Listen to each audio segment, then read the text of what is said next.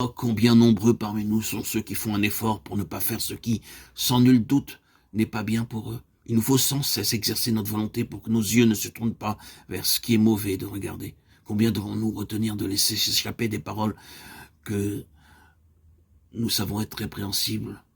Combien devons-nous nous contrôler pour ne pas aller sur des chemins défendus? Ne voyons-nous pas où réside le problème? Nous essayons sans cesse et sans cesse de contrer les tendances de notre vie naturelle. Il n'est donc pas étonnant que le courant soit trop fort pour nous.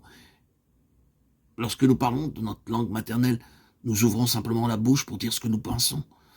C'est lorsque nous parlons dans un autre langage que nous devons faire des efforts délibérés, choisissant soigneusement nos mots afin de pouvoir transmettre aux autres ce que nous voulons dire. Lorsque nous vivons sur la terre ferme, nous vivons dans notre domaine naturel. Il n'exerce aucune contrainte sur nous. Mais si nous allons sur l'eau, nous devons veiller à tout pour conserver la vie. Si quelqu'un doit dépendre de sa volonté pour vivre selon le standard chrétien, il y a deux explications possibles à ce problème. Soit que celui-ci n'ait jamais fait l'expérience de la nouvelle naissance et donc qu'il ne possède pas la vie divine, ou bien qu'étant né de nouveau et ayant cette vie divine, il ne croit pas en cette nouvelle vie qu'il possède. Il ne réalise pas l'incalculable potentiel de cette vie, donc ne se l'approprie pas par voie de conséquence. La faiblesse et l'effondrement sont inévitables pour lui. La désillusion de l'homme de Romains 7 est si grande à cause de ses défaillances nombreuses qu'un cri s'échappe de son cœur, misérable que je suis, qui me délivrera de ce corps de mort, ou du corps de cette mort. Il y a une réponse à ce cri, et il révèle d'où vient la délivrance. La loi de l'esprit de vie en Christ Jésus m'a affranchi de la loi du péché et de la mort. Romains 8:2.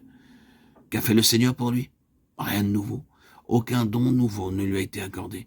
Ce qui s'est produit, c'est que ses yeux se sont ouverts pour voir ce qui lui avait déjà été accordé. Il a réalisé la puissance de la vie qu'il possédait déjà, et cette découverte l'a libéré. Remarquons qu'il exprime au passé lorsqu'il parle de son émancipation. Il ne s'attend plus à une libération, celle-ci est un fait accompli. Et elle est devenue son heureuse expérience lorsqu'il a réalisé qu'avec l'acquisition de la vie divine, une loi divine lui a été aussi impartie et que celle-ci transcende la loi du péché et de la mort. Lorsqu'il s'exprime, il a vu qu'il n'est nul besoin d'effort de sa part pour avoir une conduite chrétienne. Par ces mots qu'il prononce, il a constaté, il nous fait voir qu'il possède la vie de Christ. Une vie qui, à cause de l'essence même de sa nature, se manifeste par une conduite chrétienne.